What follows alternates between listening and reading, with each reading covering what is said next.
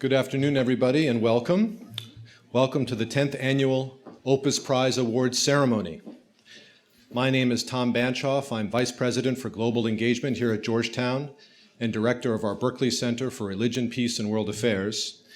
And I want to thank you all for joining us on this beautiful fall day, a bit chilly, but beautiful nevertheless. The Opus Prize is a unique award that recognizes pioneers inspired by faith who work day in and day out to address pressing humanitarian problems across the globe. In our world, with its conflicts, poverty, inequality, and natural disasters, the Opus Prize lifts up leaders determined to make a difference, leaders working in communities to address human suffering and advance human dignity, often across religious and cultural lines. It's really a remarkable award, and Georgetown University, our whole community, our students, our faculty, our staff, and our alumni, we are honored to be partners with the Opus Prize Foundation on this year's selection process. It's now my pleasure to introduce our president, Dr. John J. DeGioia. Dr. DeGioia is the 48th president of Georgetown University, a position he's held since 2001. And under his leadership, Georgetown has emerged as an innovator among higher education institutions in connecting the university's core educational mission of teaching and research with service to the wider world. Examples include our university-wide initiatives around issues of global human development, global health, Catholic social thought and public life, and interfaith dialogue, all areas related to the mission of the Opus Prize. Please join me in welcoming President Jack DeGioia.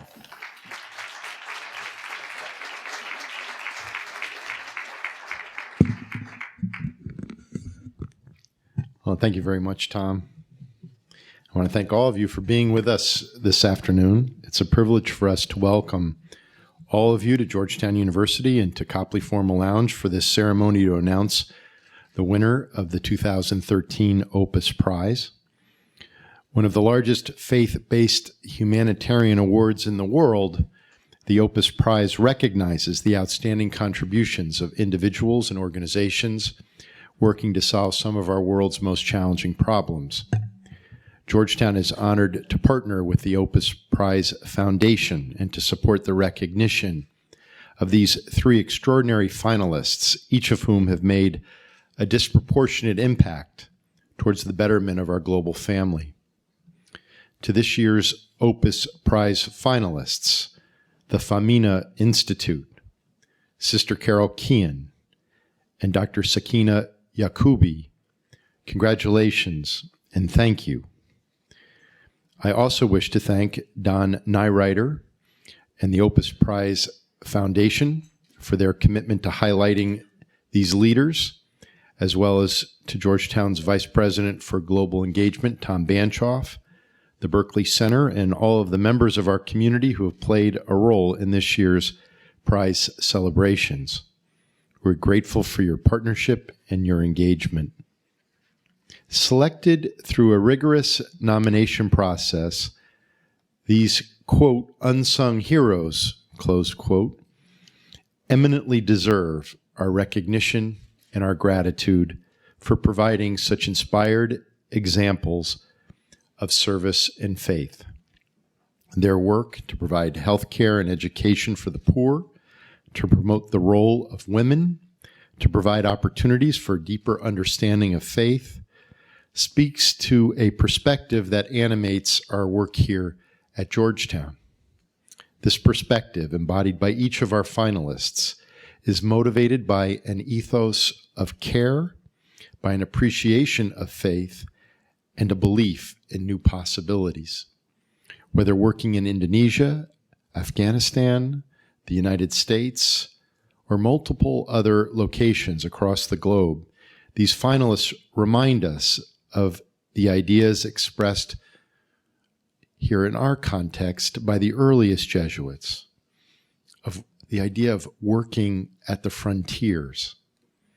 As a university community in the Jesuit tradition, we are asked to, In the words of the Superior General of the Society of Jesus, Father Adolfo Nicolas, to quote, embrace new frontiers, to live our lives at the frontiers. These frontiers go beyond geographic definition. We are called to work at the frontiers of connectivity and human development, at the frontiers of deeper interpersonal understanding across faiths, cultures, and traditions. We are asked to see and to serve those who are forgotten, excluded, the stranger in our midst, the voiceless and the powerless. When we live at the frontiers, as each of these finalists do, we work at the forefront of what is possible. We seek out new learning and knowledge, new ways of leading and being, new ways of understanding others and ourselves. This embrace of the frontiers provides us with an idea of a way of life that seeks to bring together diverse ideas and disciplines in a way that enables us to seek and fulfill the call to be our very best selves.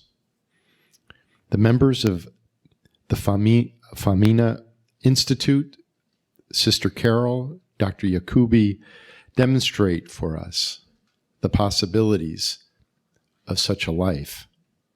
And through their example, by learning from them and honoring them, we have the opportunity to better understand the contributions that each of us can uniquely make in service to the betterment of humankind.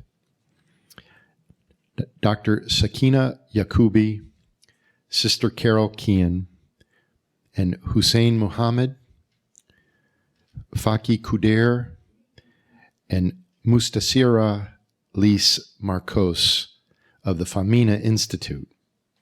We are grateful to you for your presence. We are honored by the chance to celebrate you today and to recognize you as finalists of the 2013 Opus Prize. So at this time, I would like to invite each of you, each of our finalists, to be seated on our stage. Please join me in congratulating each of them.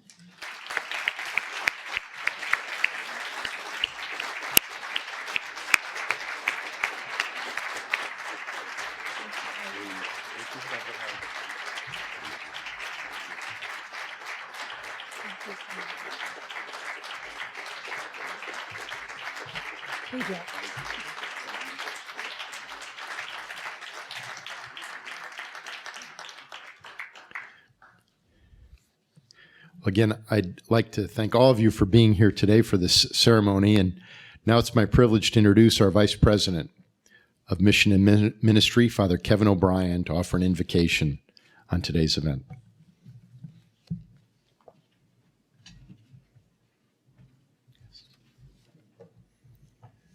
As we gather here this afternoon for this august occasion, we know that our brothers and sisters in the Philippines are suffering greatly. So we spend just a few moments of silence in prayer for the repose of all the dear souls lost and all those suffering in their wake and all those who are coming to their aid.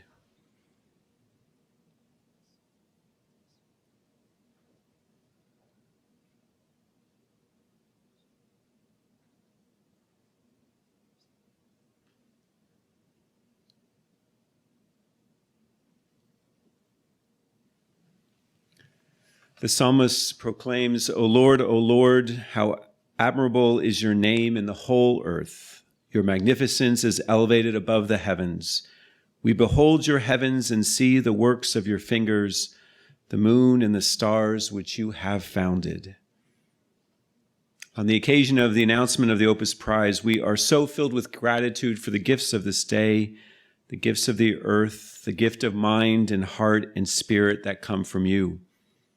We thank you for creating a universe that is knowable and for filling us with a desire to know it, for making it beautiful and for inviting us to enjoy it, for letting us live freely in it and for charging us to tend and keep it.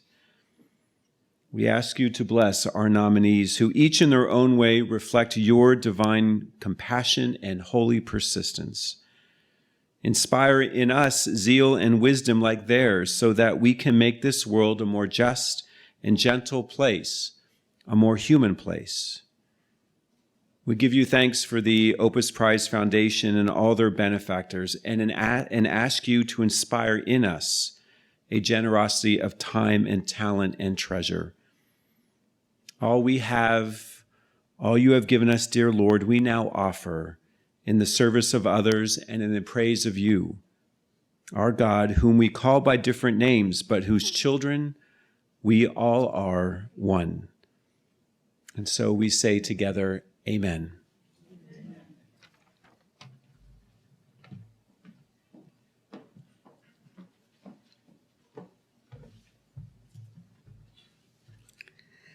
Good afternoon. The Opus Prize is an all too rare recognition of the special people and organizations that work tirelessly to address the world's most intractable problems and who see possibilities and promise even in the darkest situations. They inspire us with their courage and creativity and their determination to act. The prize is also unique in its partnership with universities and focus on students. Thus, it has been a special privilege for Georgetown to host the 10th Opus Prize for 2013. An 18-month-long process has involved many parts of the university. A wonderful steering committee oversaw the process. It helped to identify from our broad network the anonymous nominators, or secret spotters, whose identity is a carefully guarded secret. The steering committee helped to identify a distinguished jury that met in March and carefully reviewed the nominations. They recommended the 3 finalists to the Opus Prize Foundation board. A fundamental part of the board's review and final decision has been the input of Georgetown faculty and students. You will be hearing from the 3 students who were involved in this process this year and see how much they drew from their involvement. And the 3 finalists have now spent 2 busy days on campus, visiting classes and meeting with student groups. In that vein, I pay special tribute to my colleagues at the Berkeley Center, especially Erin Taylor, who've spared no effort to make this event a great success. The process has clearly enriched our university, and we have great hopes that it will open new doors for our energies and commitment. What we will do now is we will hear from the 3 students, see short videos about each of the 3 finalists, and then hear brief remarks by each of the finalists. So to start this process, I'd like to welcome Annie Devine, a master's student in the Global Human Development Program, who will introduce Sakina Yakubi.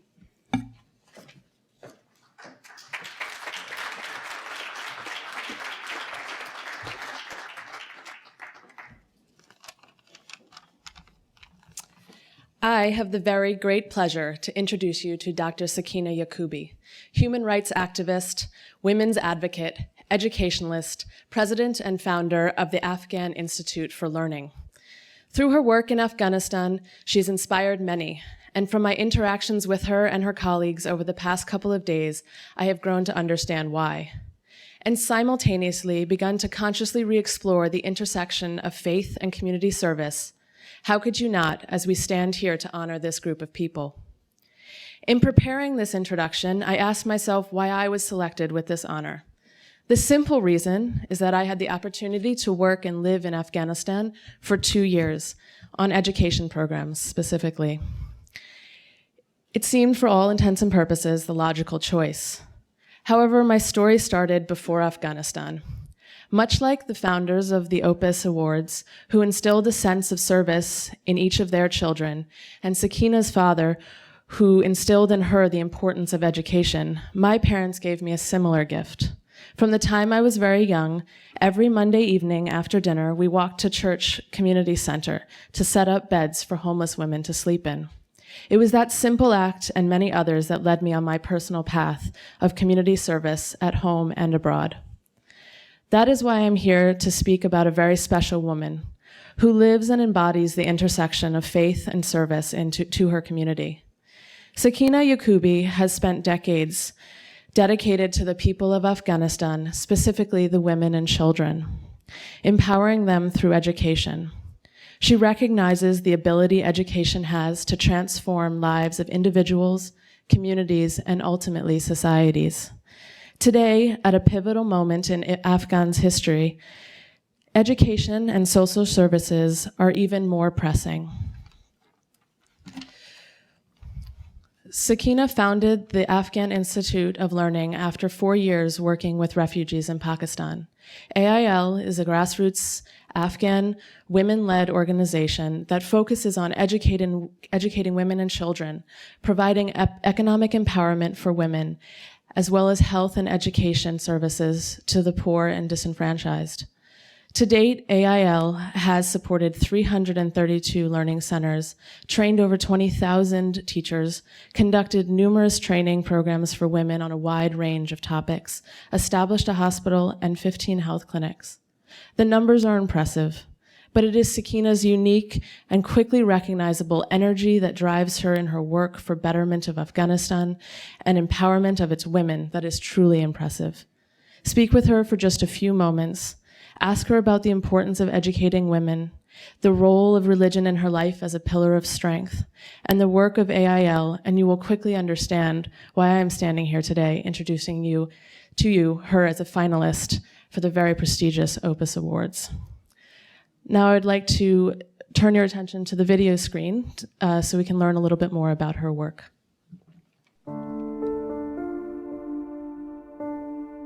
When I was growing up in Afghanistan, it was a beautiful country. Life was so simple. People were very friendly. People trusted each other. Today's life is so different because of the war, because of the situation in Afghanistan. I believe that the heart of Islam is to really be peaceful, really to be gentle with each other, and to be just. I'm Sakina Yakubi. I am the founder and president of Afghan Institute of Learning.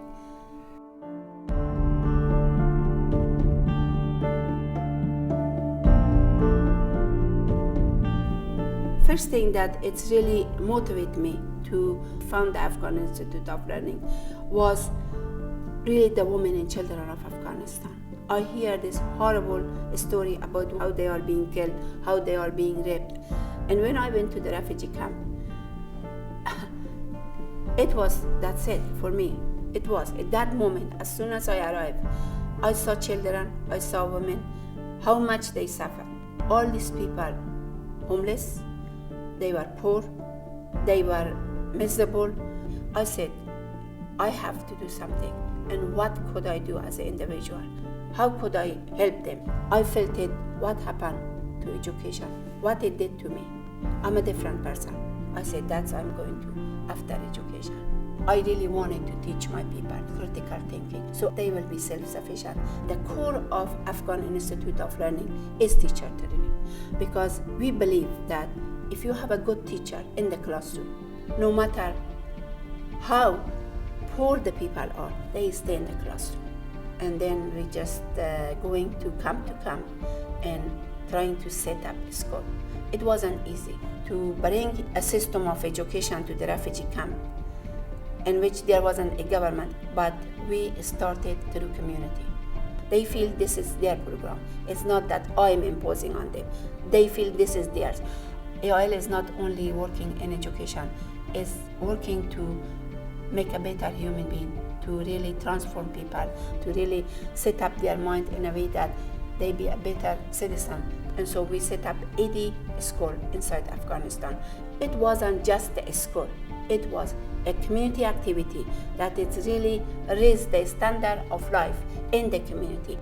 I believe in God, and I believe that when we do something good, the outcome will be good too.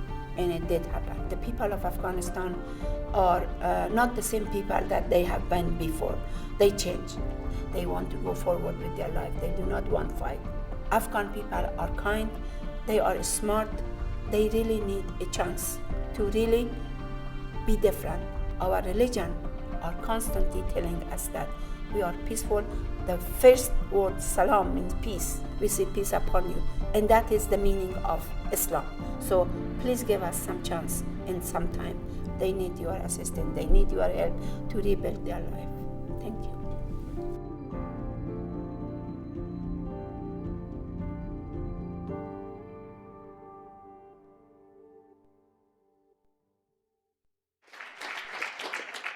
I would now like to welcome Dr. Sakina Yakuba to say a few words.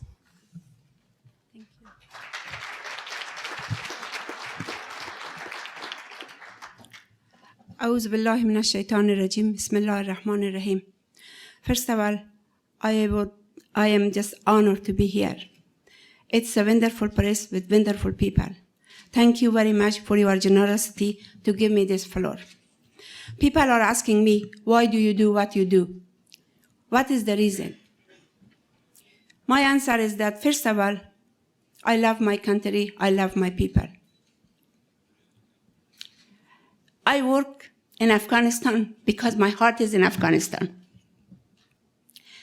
When you go in a place like Afghanistan and you see that for 40 years the country has been devastated, the children has been abused, the women have been abused, the system of education has been completely demolished, the country has been completely demolished, the beautiful Afghanistan that I saw is not there, the wonderful people who are hospitable and generous, they are not there.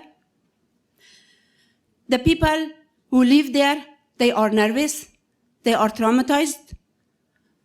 You see millions of landmines inside Afghanistan. You see women and children, they are losing their limb, their hand, their foot, their whatever. And when you see those kind of situation, how cannot you do something? About all of those things, people live in poverty. Poverty destroying Afghanistan. There are the times that I remember when I was in Afghanistan growing up as a little girl. We didn't have really somebody to come and bang in our door. Rarely you could see somebody. Today you go to Afghanistan, you are in the street, hundreds of children surrounding you, begging you, because they are trying to support their family. Today in Afghanistan, people live in Afghanistan. They came back from refugee camp from Pakistan. 7 million were refugees. But today they are inside Afghanistan, they don't have a home. They are struggling to pay rent.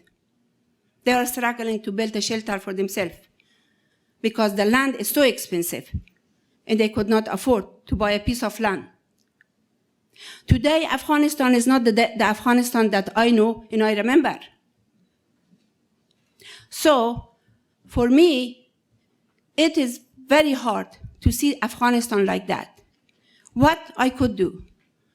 As I said in the movie you saw, as an individual, you cannot do that much.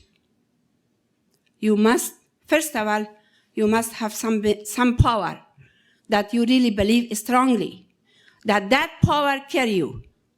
And that's me. I'm a spiritual person. I believe in God, and I think God is with me everywhere.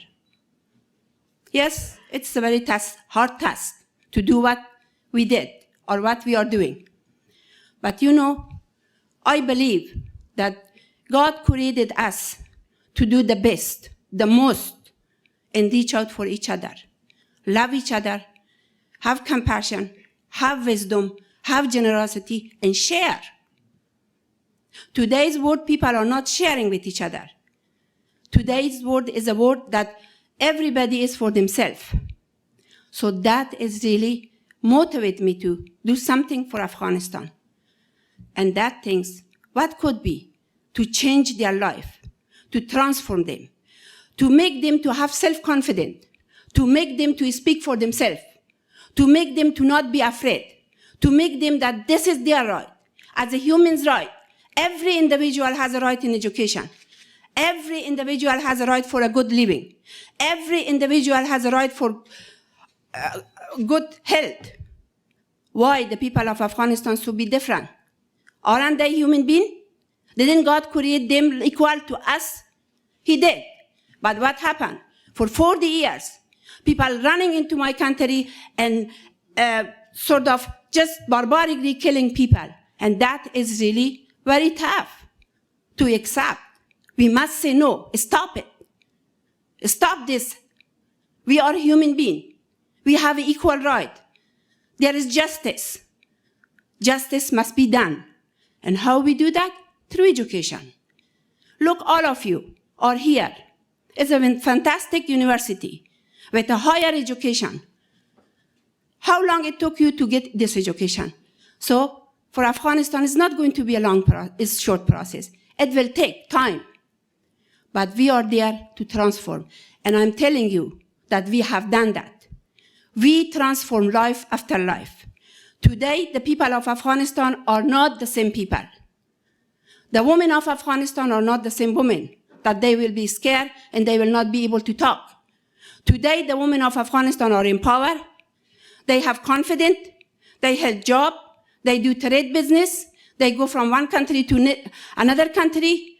They earn an income. They are the head of the household. And still, they are going to do more.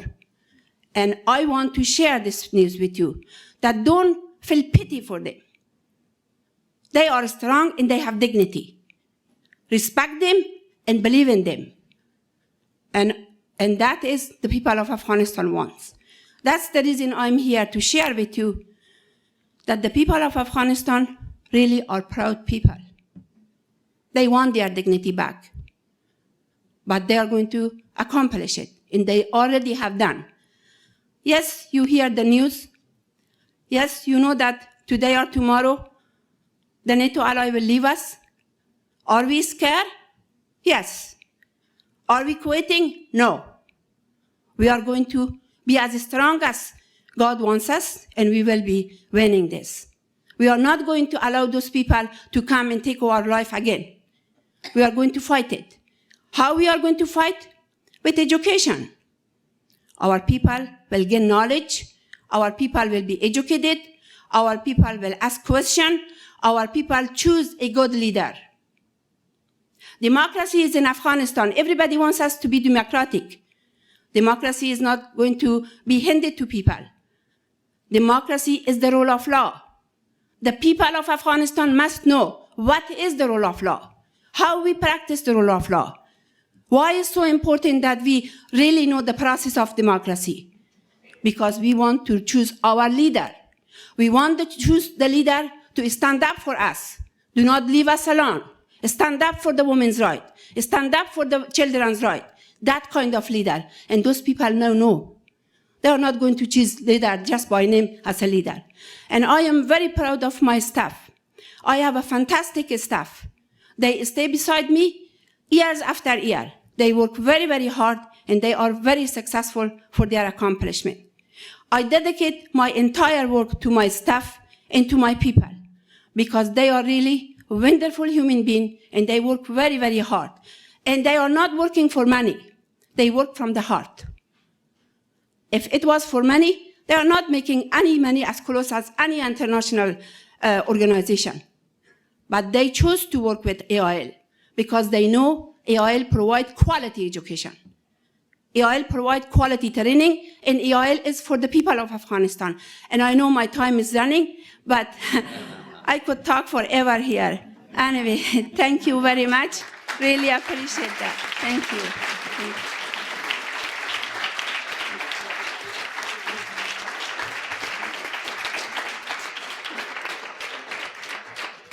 Thank you so much, Sakina. I'd like now to welcome Ted Hooley, a master's student in the Global Human Development Program, who will introduce Sister Carol Kean.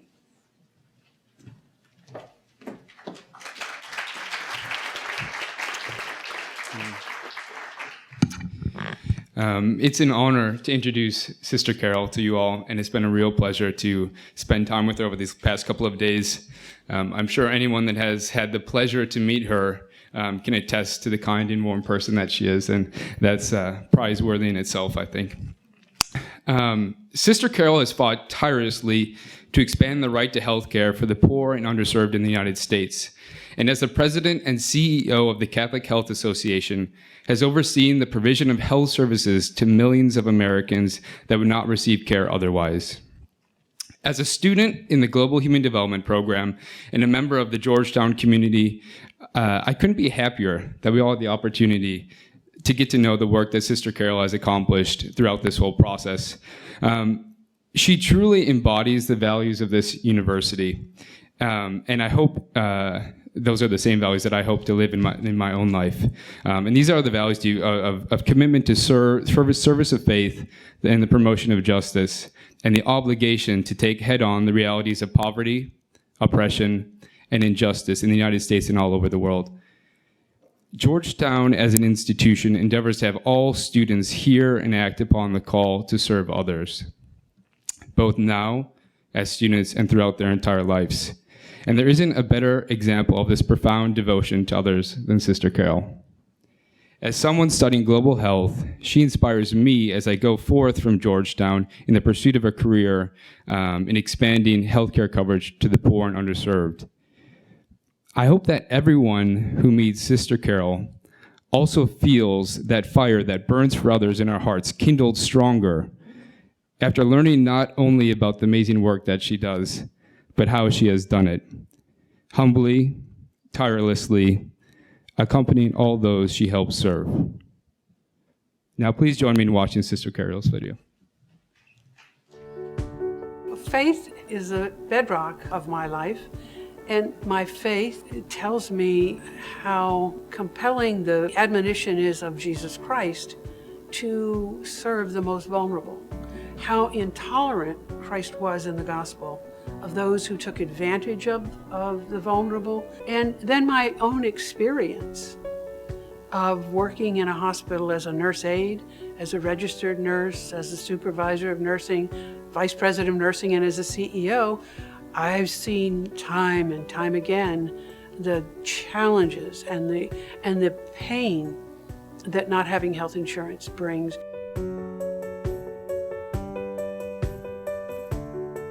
Catholic healthcare plays a really important role in the health of our country. We've always been a strong partner with the local community. We adhere very strongly to Catholic social teaching and Catholic medical moral teaching. In the United States today, 1 out of every 6 people who goes into a hospital goes into a Catholic hospital.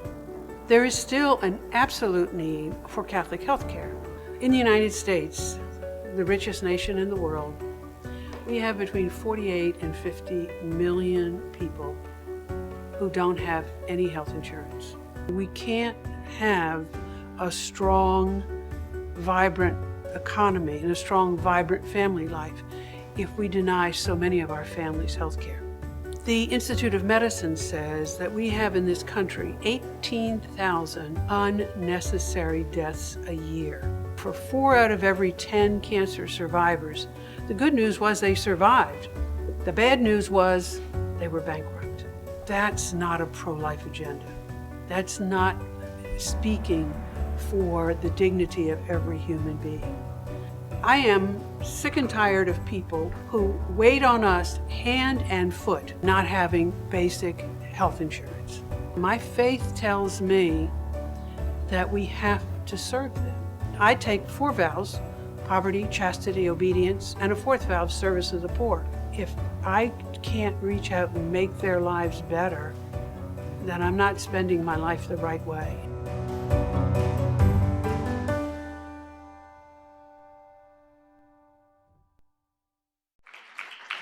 Please join me in welcoming Sister Carol for some remarks.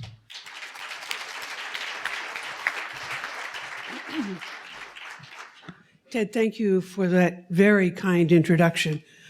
It's been an equal pleasure to spend 2 days with you, and you've kept me on the straight and narrow, which is hard to do.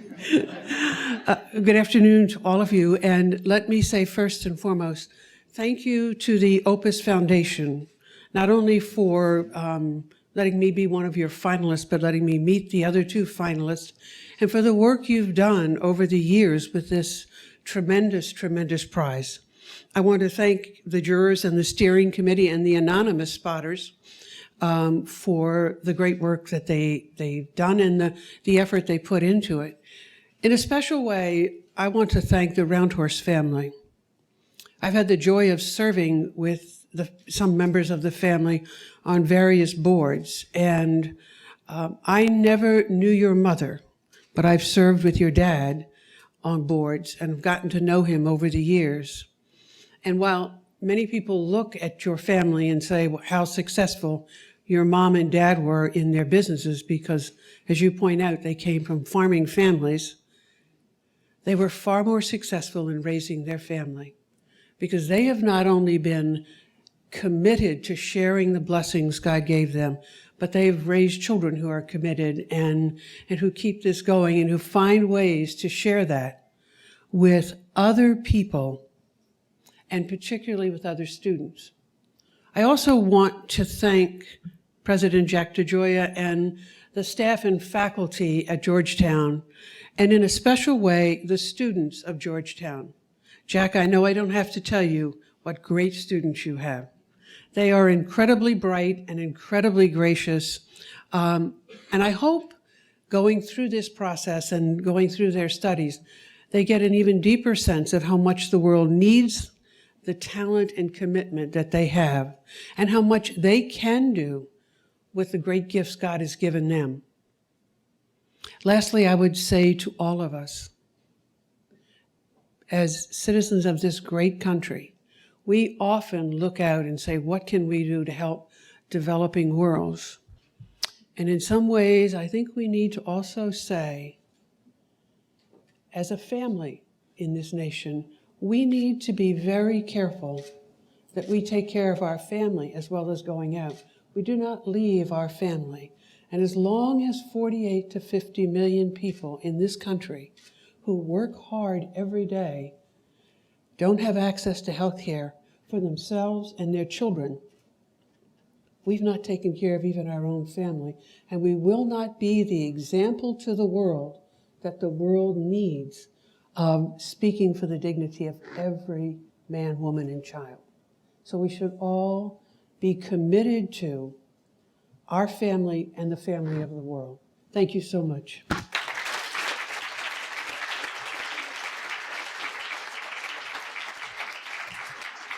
Thank you, Sister Carol. We will now hear from Fred Mesner, a senior in the School of Foreign Service, who will introduce us to the Famina Institute.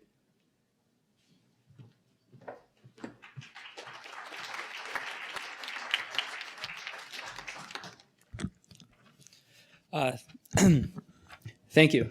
And I'm thrilled to be here today to introduce Famina. And I'd first like to thank Catherine Marshall and Father Dan Madigan for bringing me into this process and giving me the opportunity to meet this incredible group of people.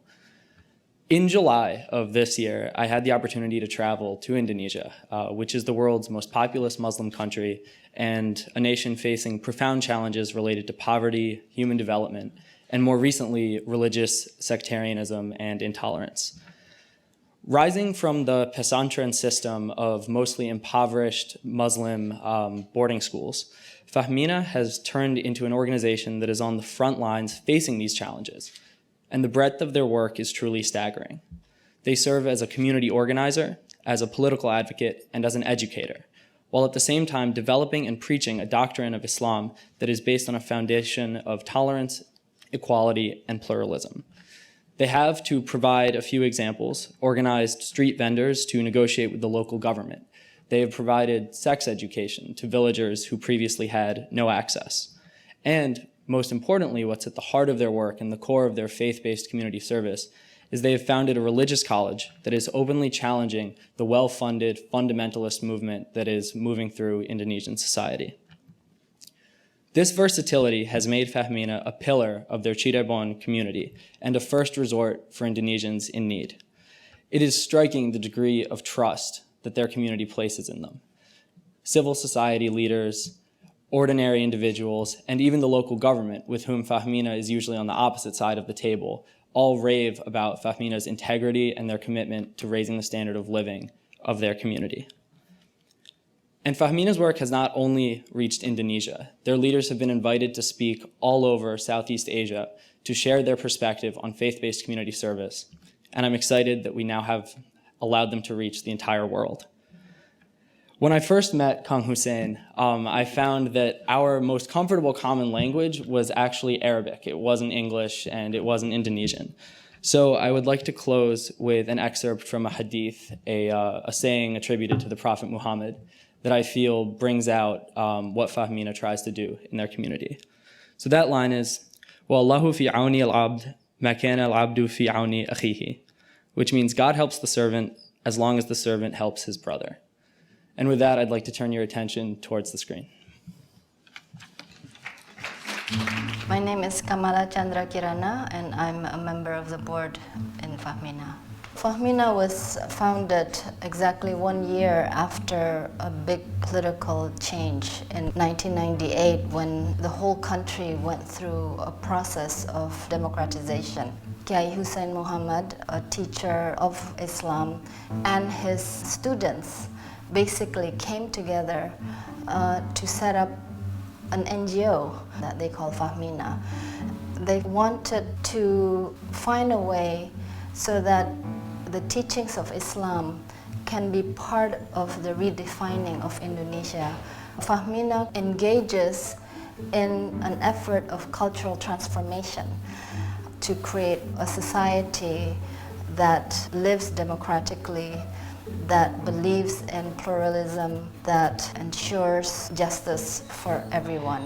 The founders of Fahmina has always felt disturbed by the contradictions between the Islam that they believe in and the reality in which violence against women are often justified in religious terms. Fahmina then came up with an alternative interpretation and reading of Islam where women were seen as equal to men. Fahmina has a very strong foundation in theology, and yet it's not just about ideas. It engages in issues of poverty, injustice, discrimination. Fahmina is at a critical juncture in its history. The challenges are much deeper than we ever expected. It's almost a shock for us. After 15 years working so hard, it's almost a shock to see just how much further we still have to go. Fahmina needs to find a new generation of people who will continue the work, but with boldness to find new ways. We want to build a new culture of equality, of justice. This is Fahmina's vision, that Fahmina becomes a catalyst for this kind of change in society, a real, genuine, deep cultural change, not just a change in the formal institutions of government, but in who we are as a people.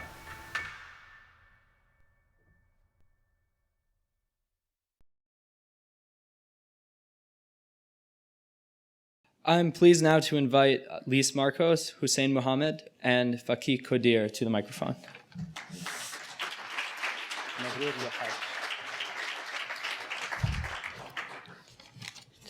Thanks and shukran, Fred. Inta Mumtaz. In the name of God, the merciful and compassionate, Assalamu alaikum and blessing of prosperity to us all. Ladies and gentlemen, it is a great honor for me, on behalf of the Fahmina Institute, to stand in this distinguished venue amongst such highly respectful people.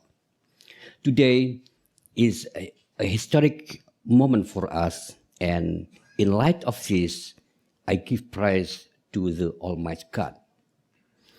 It is with great pride that we accept the Opus Prize, as it represents the attention and appreciation of the world community to effort of local communities to develop themselves and lead the way toward a better and more just society that upholds universal values for all humanity.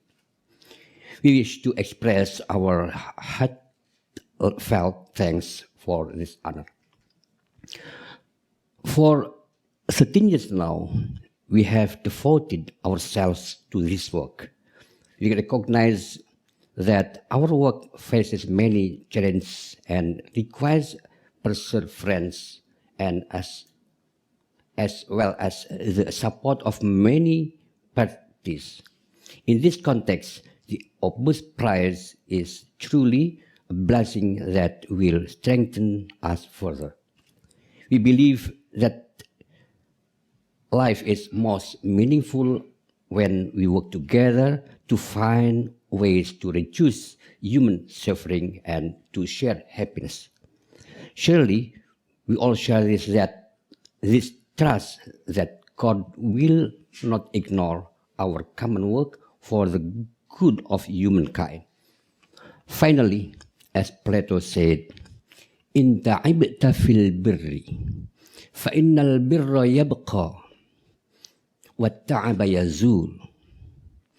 Wa in iltazazta bil asam, fa innal lazzata tazul, wal asam tabqa." If you feel tired from your good works, the benefit will be eternal, and the fatigue will disappear. If you feel enjoyment from your sinful deeds, the enjoyment will fade and the sin will be eternal.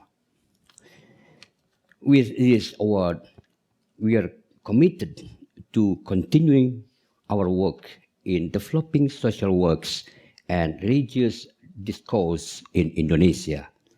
Thank you again for this award. May God bless us all. Amen. Thank you.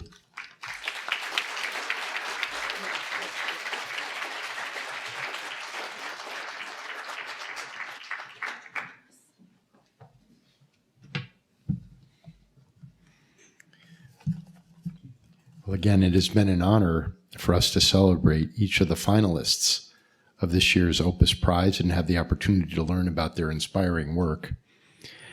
And it's now my privilege to announce the recipients of the two $75,000 awards and the $1 million winner of the 2013 Opus Prize.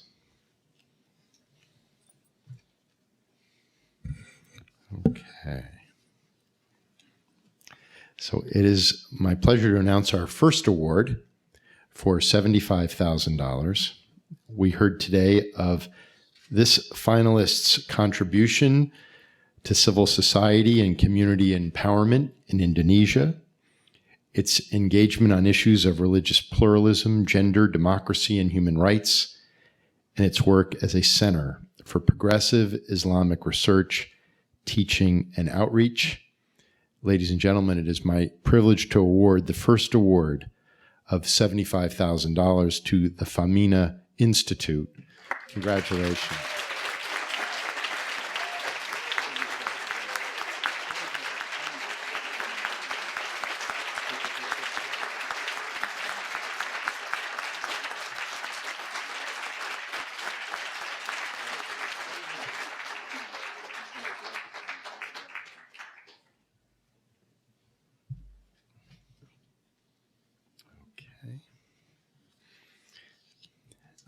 And now I would like to announce the second winner of the $75,000 award. We recognize this finalist for her compassionate leadership, dedicated service to the poor, and for her efforts to promote health care for our world's most vulnerable. It is my pleasure to award the second $75,000 award to Sister Carol Kean.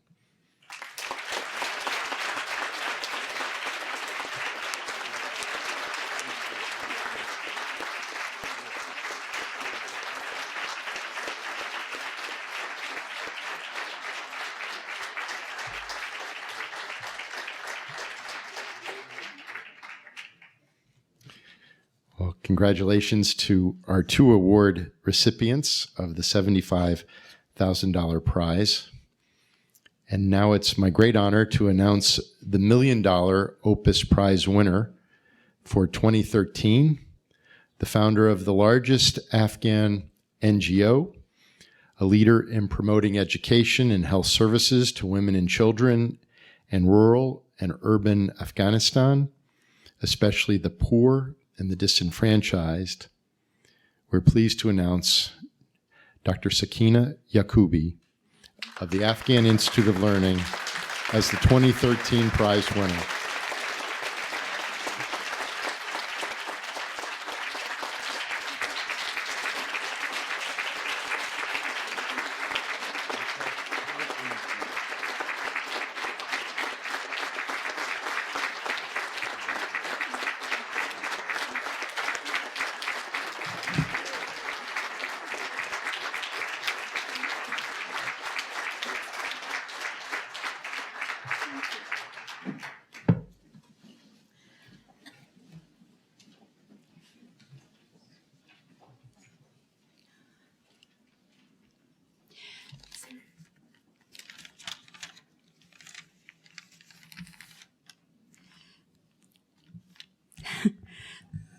Thank you very, very much. I am so honored to be here. And I am so pleased to be able to receive this generous award from Opus Prize. On behalf of the women of Afghanistan, on behalf of the children of Afghanistan, I thank you. I thank you from the bottom of my heart. For me, it is very, very hard right now to think, but I want to just thank few people. But first of all, I would like to thank Dr. John DeGioia, the president of Georgetown University, for your generosity, for your kindness, and for excellence in the university, and for your very talented students. I am so honored to be here, and thank you very much for all the service that you provided for us, especially for this award. Thank you. And also I would like to thank Thomas Banchoff and Catherine Marshall from the Berkeley Center. I am dedicated to you. You are wonderful people, and when I came to Berkeley Center, you are so kind and generous, and today, really, it is a day that I will never forget in my entire life. Thank you very, very much for this wonderful award. And I would like to thank the students of the campus of Georgetown University. I would like to thank all of you, colleagues, friends, everybody who is here, because it is your support, it is your belief, it is your sincere love and care for Afghanistan that we were able to do what we have done so far, and we have a long way to go. Thank you for being with us. Really appreciate that very, very much.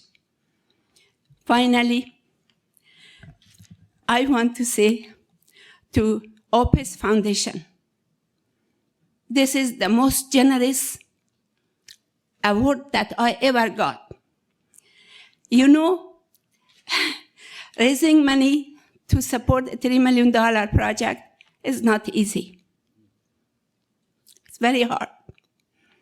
And you know that I'm a social entrepreneur, and I really would like to do many, many things in Afghanistan. But with this generosity, now I can do things that it was my dream.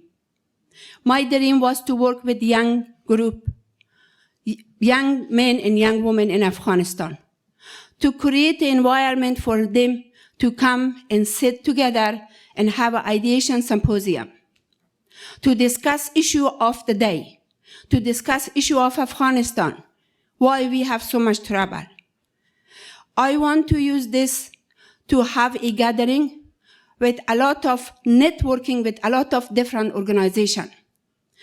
And in order for us to work together, this is a service that we could do, because one alone we could not do that much. But when we do networking, we could do a lot. And I'm really going to use this for that kind of purpose. And then also, I would like to use this to really educate the people of Afghanistan, especially the young, the youth group. because as all of you are students here and you are the leader of future. We look up to you. As today I said, we really missed this work. We really didn't do a good job. Today, we are looking to you that you correct and you don't do the mistake we made. Today, the world is a very horrible place, but God wants us to share, to learn, and have a better place, especially peaceful place. Thank you again. Opus Prize, Opus Foundation have been fantastic generosity that is toward people of Afghanistan. Thank you very much.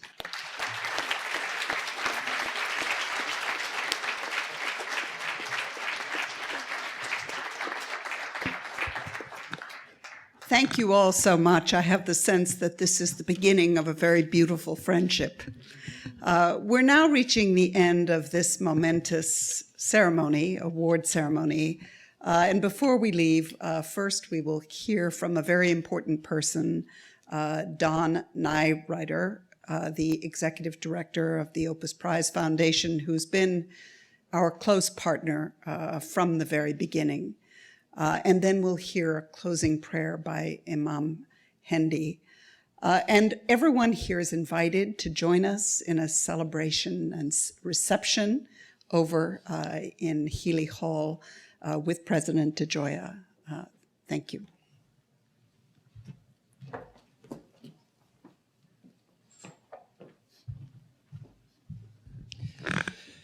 I've had the privilege of being associated with the Opus Prize as a staff person almost from the beginning, and you would think after 10 years I would be smart enough not to let myself be on the program following three people like this, but I want to add my thanks on behalf of the board of directors of the foundation to President DeGioia for accepting our invitation, to Tom Banchoff and his staff for the wonderful work that the Berkeley Center has contributed to the Opus Prize. And Tom and I were talking last night, and I was saying to him that each year it seems that there is always one person on the staff of the host university whose work is above and beyond the call of duty. And without that work, all of the wonderful events that have taken place this week would not occur. And this year, that person is Aaron Taylor, who is sitting over here. Please stand.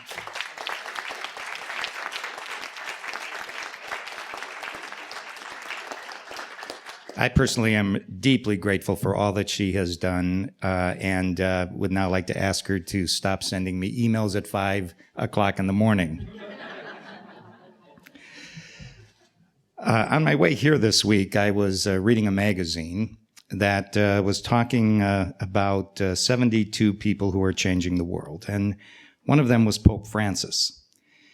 And they quoted Pope Francis as saying that when banks fail, it's a crisis.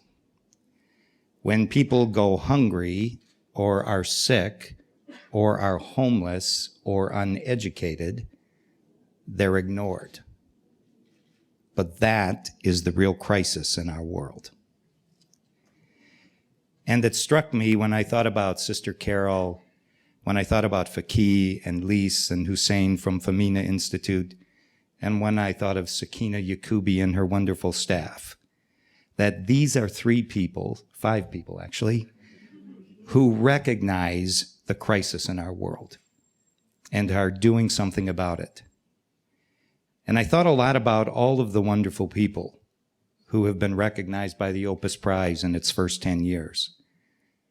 And I tried to think about what sets them apart from people like you and me. In many ways, they're just like us. They grew up in families like ours, even if it was far away. They made the mistakes that you and I made as children. But at some point in their life, they drew deep down on their faith, and that's what sets these people apart. They drew on their faith to try to change the world.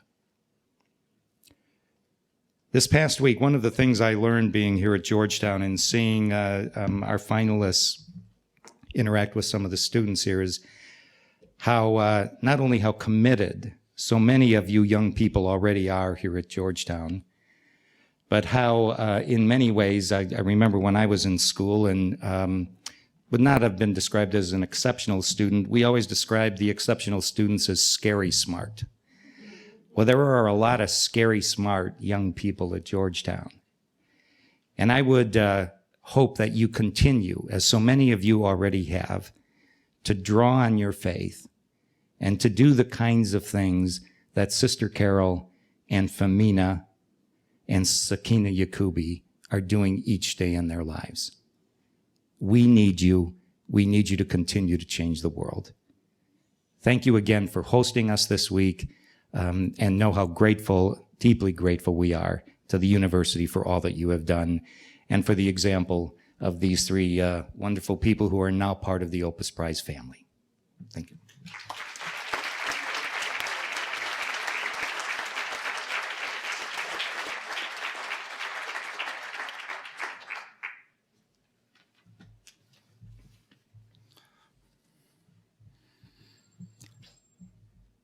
Before I offer the benediction, I just want to say this. You could just tell that religion does not separate us from one another. Christians, Jews, and Muslims coming together to do the work of God. Religion unites, does not divide. Thank you. Bismillah ar-Rahman ar-Rahim. Almighty, loving, and merciful Creator, give those we honor today all the strength they need and the courage they need to continue to be the voice for those suffering in this troubled world, and that they may find hope and strength in faith and in your love.